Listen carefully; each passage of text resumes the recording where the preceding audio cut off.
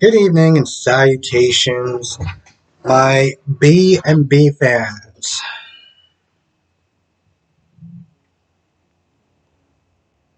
So, it took me a little bit longer to do this review because I had to watch yesterday's episode and today's episode. I got caught up watching the movie yesterday, so I only had enough time to sit there and do two soap operas yesterday. So, I was able to catch up, and I don't know about Monday's episode. The only highlight of that episode, to be honest, um, personally for me was Donna. that was it. Was Donna. Um,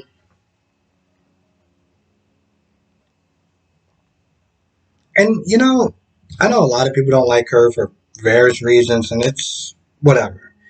But the one thing I will sit there and say about Donna being on daytime television, so you don't have a lot of women that look like her. Okay, you don't. That's we'll sit there and say top heavy. Okay, I can't think of one woman that actually looks like her. Hell, I can't think of one woman that's on mainstream television that looks like her. Um, Now going into today's episode, this is after the parole guy was about to sit there and catch. At first, was going to sit there and catch Sheila with Deacon, but she put on a fake accent and everything like that. And today's episode kind of left off from yesterday's episode as far as tempting him with money. You know, and of course, the attraction that he clearly has for Sheila. I think, honestly, to tell you the truth, that was probably the most frustrating part when I was watching those two, because I was like, bro, come on. Let's not sit there and try to act like you have a good time the night before. I mean, yeah, she looked different, face wise, but everything else was the same. The fact that he, is trying to deny her, and I'm like, bro, just this isn't cute trying to play hard to get, okay? This is a little kind of frustrating. You want to be with her, okay? She talks about this money that she has. And I'm like, well, if you have that much money, then why don't you just leave? She talks about she doesn't want to be on a life on the run because she wants to be close to Finn. And I'm like, bro, the only thing that you want to do is get your ass caught, okay? Because you can go to another country where there's no extradition. I know there's a better way of pronouncing it, but I can't pronounce that word for some odd reason. But my point is, you can go to any country where the U.S. can't pull it back, okay? And you're choosing to sit there, and this is where the crazy part comes in, okay? This is the crazy side of her. Because she can choose to go to any other country if she has all this money, but she's going to sit there and stay by Finn and Hayes like they're just going to be like, oh, listen, you tried to shoot me, you shot me, you shot Steffi, you practically hold me hostage for a little bit, you try to kill my mother, but you know what? It's all water under the bridge. Oh wait, is that joke too soon? Well, you know what I mean. I mean, come on, let's just all be family. Like, I still remember that little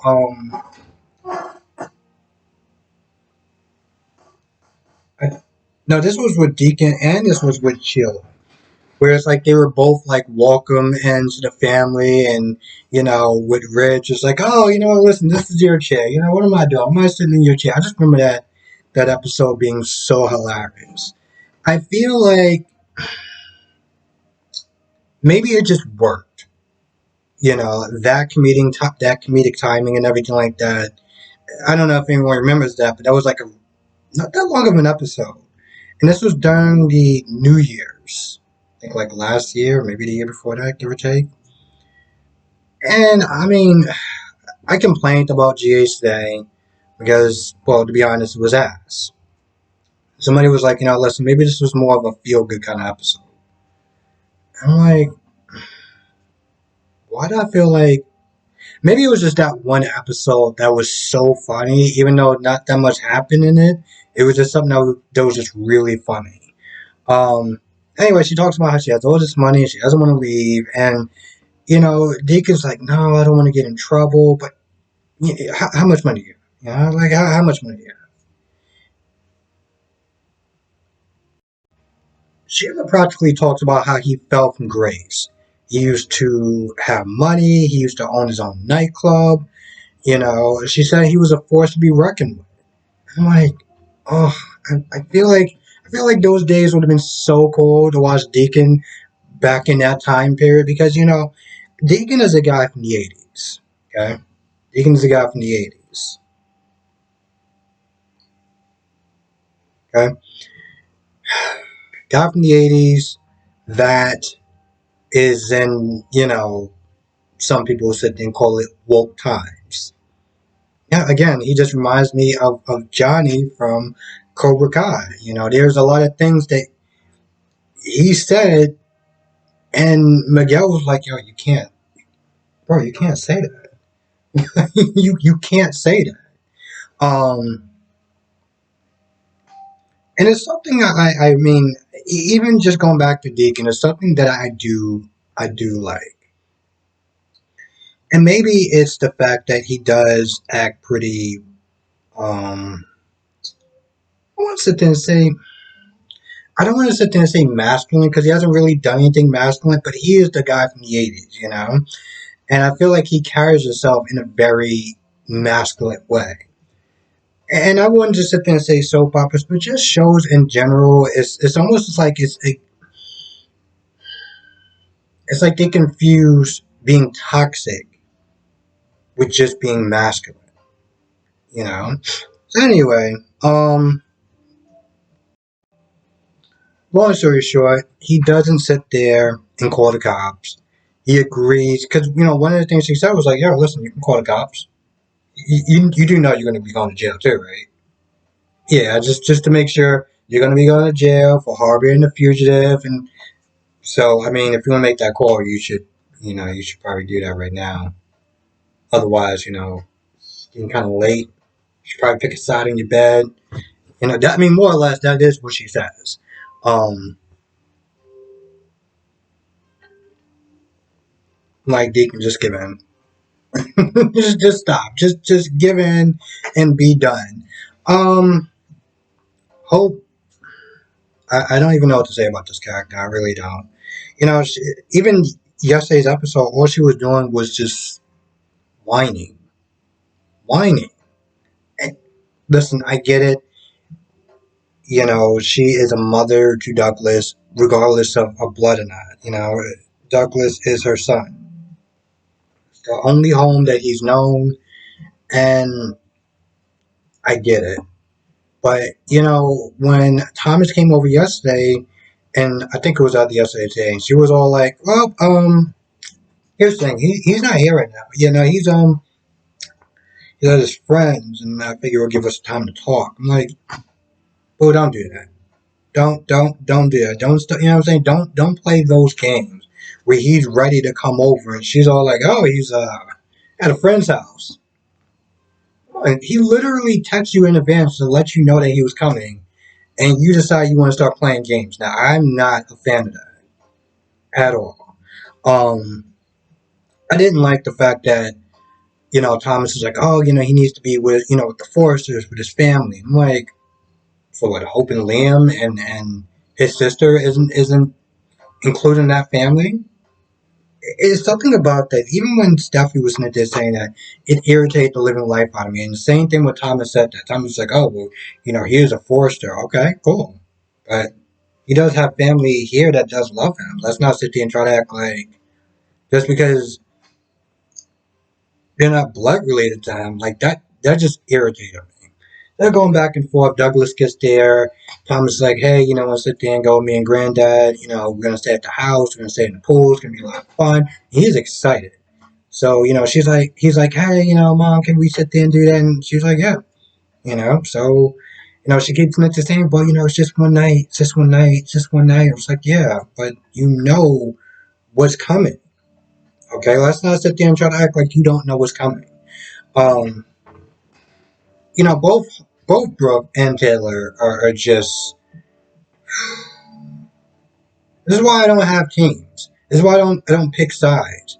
I'm not Team Taylor. I'm not Team Brooke because to be honest, a lot of times they both come across as trash.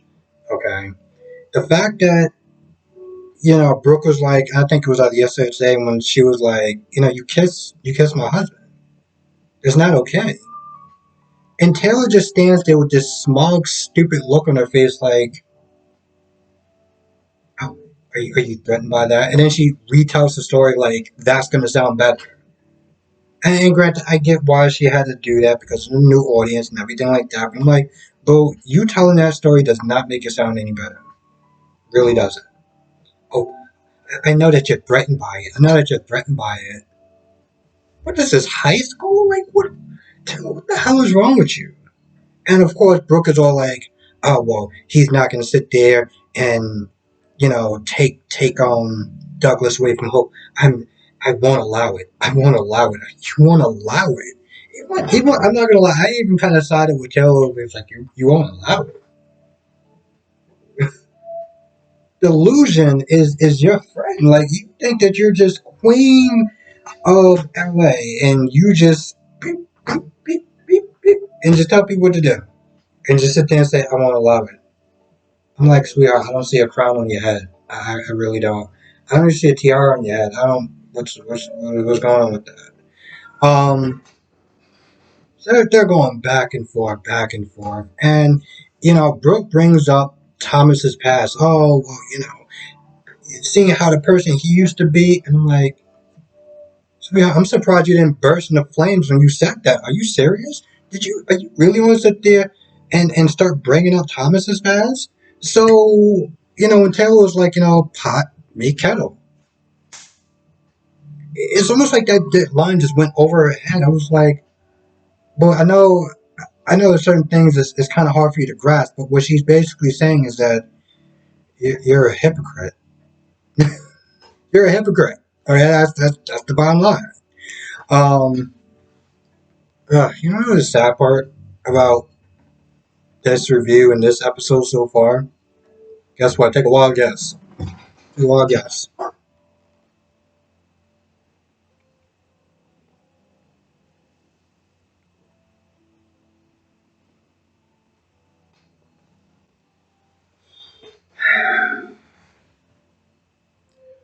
It was still better than General Hospital. I can't believe I'm actually dumping on this show still. I literally dumped on it in my day's review. And my J's review, I mean, it kind of speaks for itself, but, I still had more fun with this episode. It was actually kind of interesting because I was thinking, I was like, maybe I should just, catch up on the two and then review starting tomorrow. I'm like, I still got a lot to say. I do.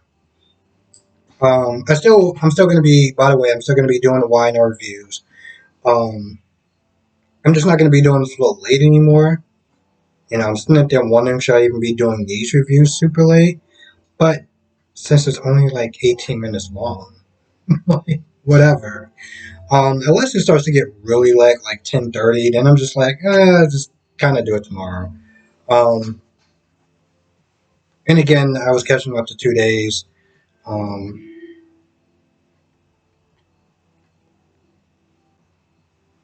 I watched a movie called um, Moonfall yesterday. I was sitting there, my big bucket of Reese's Pieces, um, ice cream. It was a good movie, but it didn't really leave me a lot of time to watch a lot of stuff. So I was like, just marathon it tomorrow. Anyway, I think that's pretty much um, that's pretty much the deck review. I covered a lot, at least the most pertinent information, like I always saying. With that being said, I'm going to go. I want to thank you for watching. Be safe, and I will see everyone in the next video.